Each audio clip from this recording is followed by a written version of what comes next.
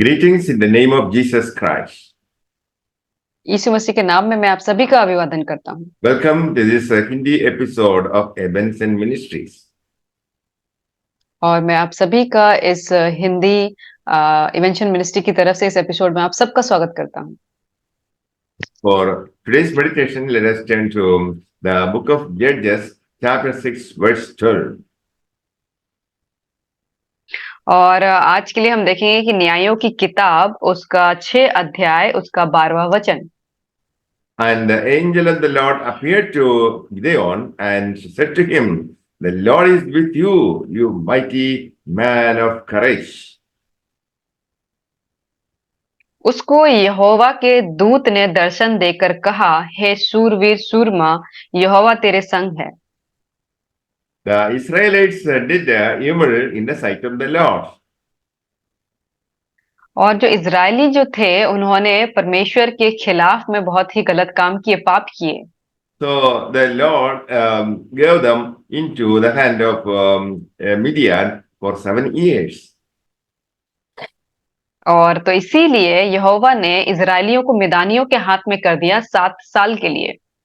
For whenever Israel had sown their seed, the Midianites and the Amalekites and the people of the east came up against them. और जब जब Israeli बीज बोते तब तब मिधानी और अमालेकी और पूर्वी लोग उनके विरुद्ध चढ़ाई करते। They would encamp against them and destroy the crops as far as Gaza, and leave no nourishment for Israel, and no ox or sheep or donkey.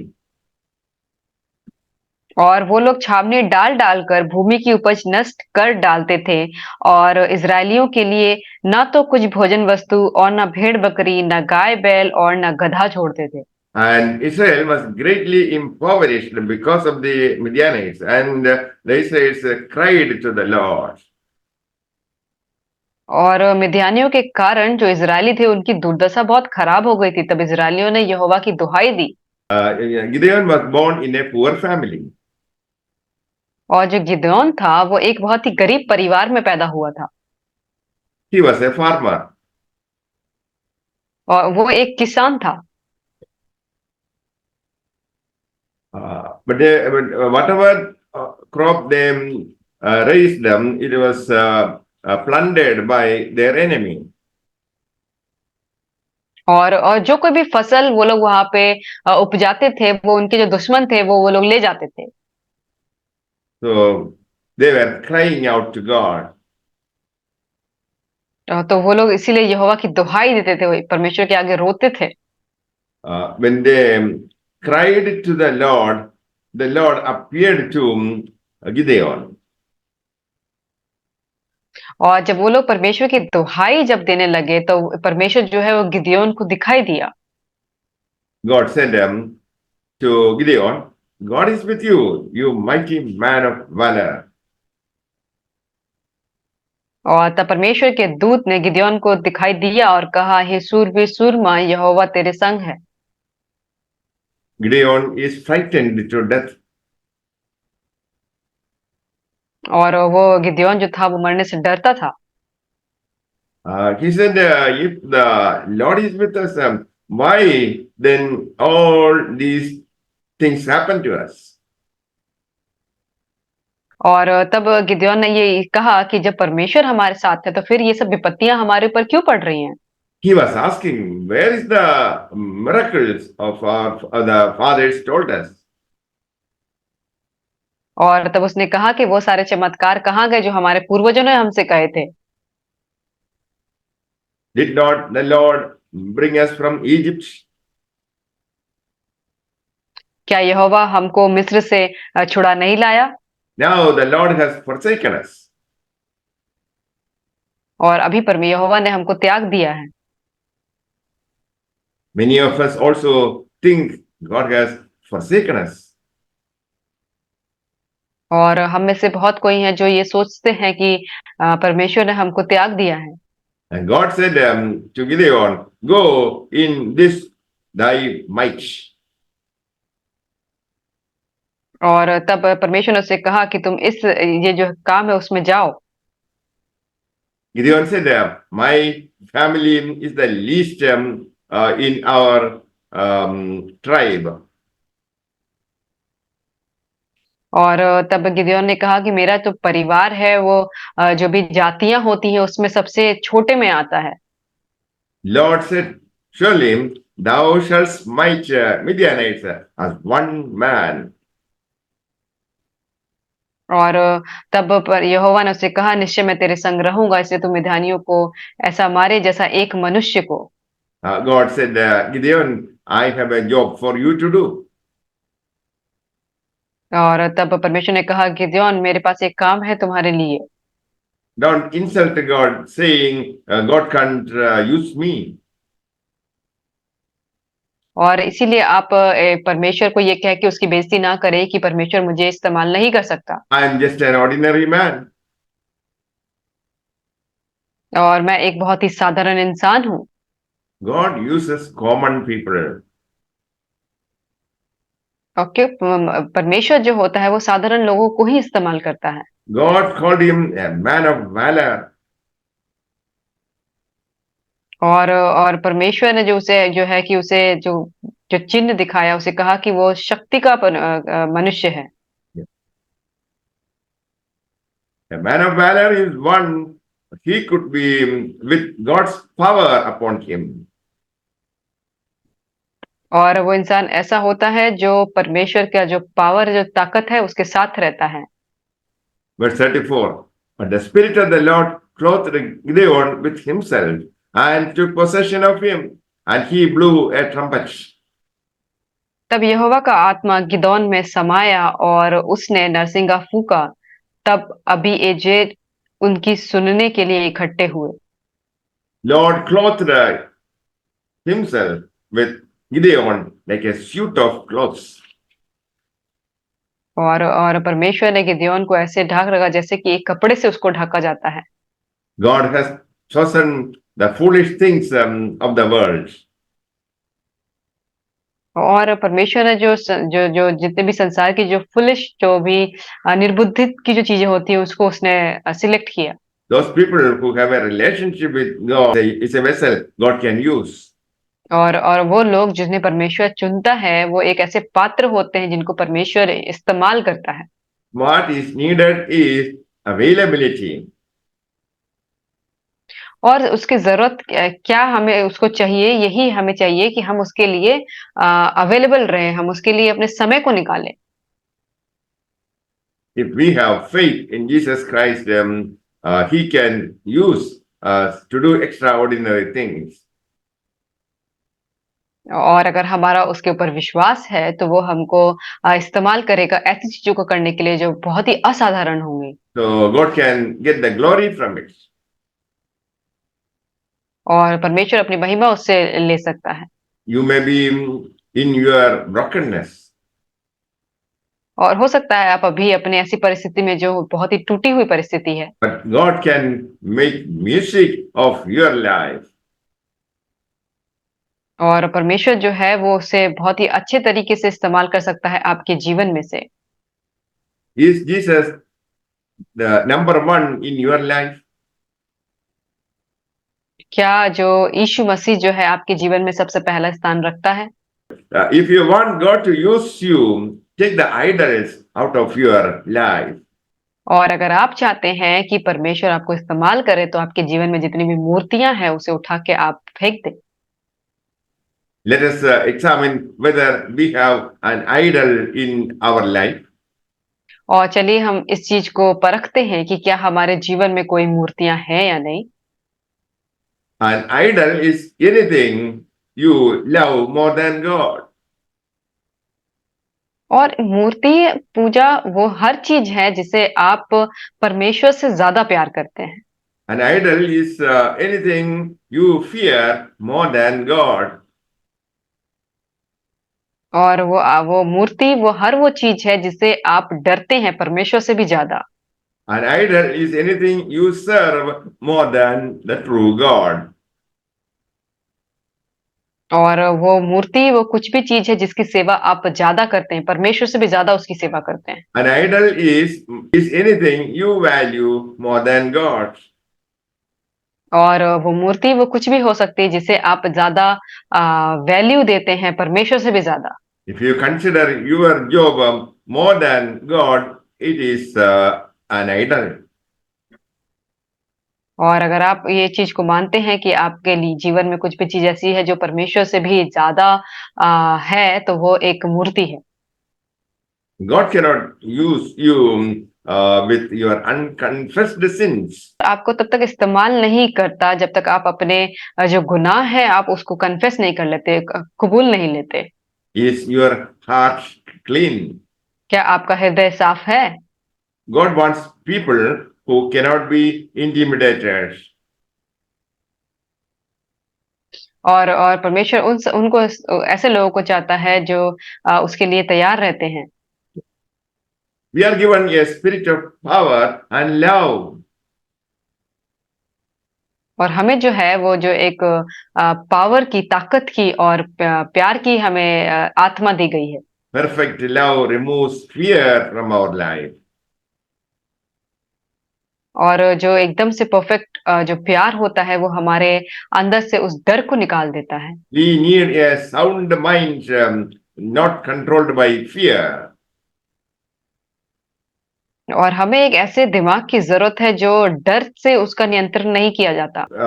We need to watch what we watch on TV or something that we read. और हमें इस पे ध्यान देना है कि हम TV में या फिर जो हम पढ़ते हैं उसमें हम क्या देख रहे हैं। Watch the company that you keep. और आप उन सब संगतियों को आप देखें जिसके साथ आप रह रहे हैं। Watch the places you go. और आप उन जगहों को देखें जहाँ पे आप जाते हैं। We need to stay with God or God cannot use you. और हमें जो है उसकी संगति करने की जरूरत है, वरना परमेश्वर हमको इस्तेमाल नहीं करेगा। God tells Gideon to get another man and go into the Midianites camp. और परमेश्वर गिदोन से कहता है कि तुम एक और इंसान को ले लो और मिद्यानियों का जो कैंप है जहाँ पे उन लोगों ने छावनी की है वहां पे उसके साथ जाओ। God allows Gideon to hear two men talking about a dream. और तब परमेश्वर ने गिदोन को ये चीज का उसने ऐसा उसको दिया कि वो जब दो लोग अपने स्वप्न के बारे में बात कर रहे थे तो वो सुन सकता था। So they were discussing a loaf of bread, a loaf of barley bread rolls down a hill. और तो वो लोग जो बात कर रहे थे कि एक जौ की जो रोटी है वो लुढ़कते लुढ़कते मिधान की छावनी में आई। And the barley bread hit a tent and the tent collapsed. और वो डेरे को ऐसा टक्कर मारा कि वह डेरा गिर गया। Gideon understood the barley bread was Gideon himself. और तब गिदोन को ये समझ में आ गया कि जो जौ की जो रोटी है वो गिदोन खुद है। God wanted to use Gideon to smash the enemy camp. और परमेश्वर जो है वो गिदोन को इस्तेमाल करना चाहता था ताकि अपने दुश्मनों के जो भी उसके छावनी है उसको वो खत्म कर सके। So we must understand what we have in Jesus Christ. तो हमें ये चीज समझना चाहिए कि हमें यीशु मसीह में हमें क्या चीज चाहिए। Filled with Holy Spirit, you are a barley bread to smash. और अपने आप को जो है आप जो पवित्र आत्मा से भरिए क्योंकि आप हैं जो वो जौ की रोटी है। The soldiers in the enemy camp were afraid. और जो सैनिक जो है वो वहां के जो दुश्मनों के छावनी में है वो लोग डरेंगे। They were afraid of Gideon. और वो लोग जो है वो गिदोन से डरते थे। They ran away from the scene. और वो वहां से जो है उससे डर से भाग गए। If you are filled by the Holy Spirit power, you are a dangerous person to your enemies.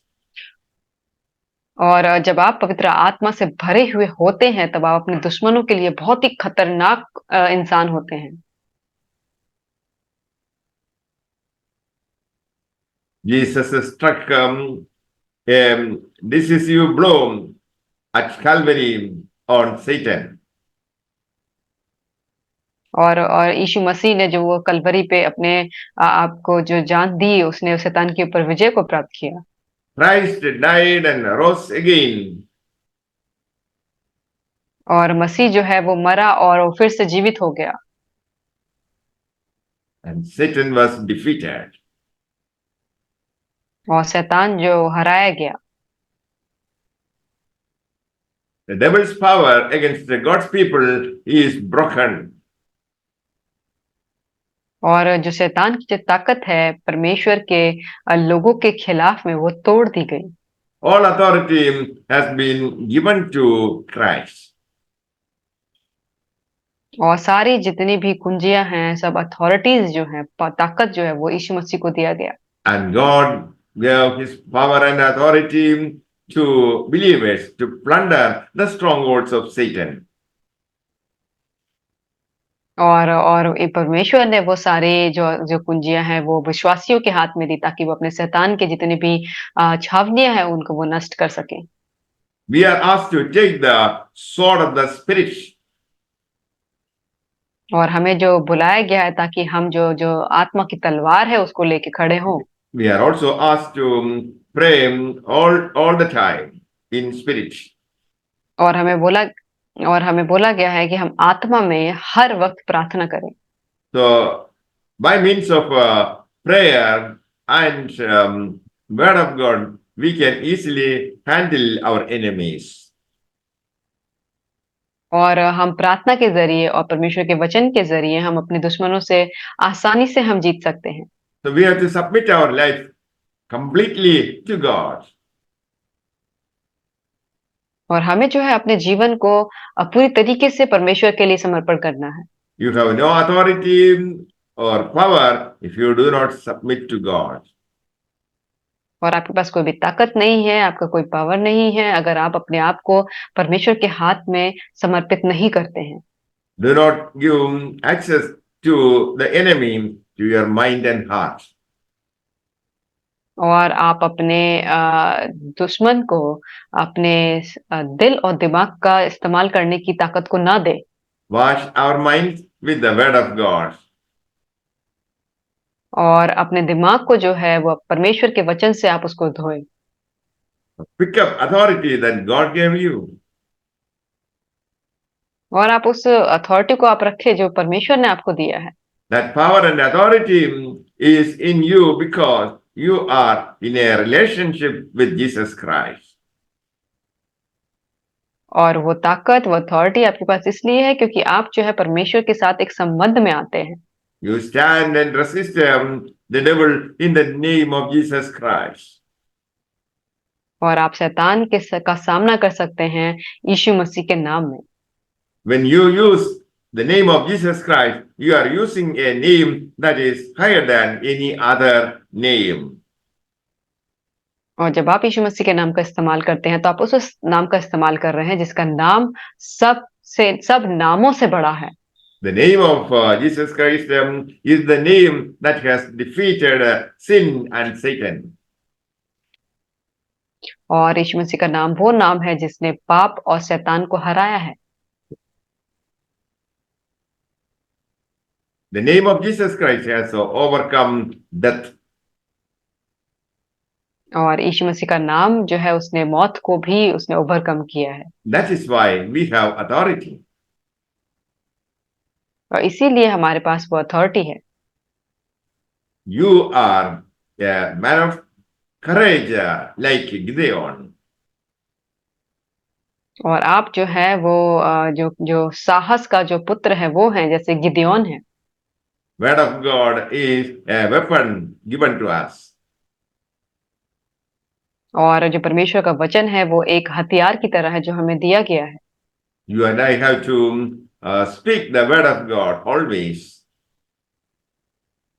और हमें और आपको जो है परमेश्वर के वचन को बोलते रहना है हमेशा। May The Lord help you to lead a victorious life. और परमेश्वर आप सबको मदद करे एक विजयी जीवन जीने में।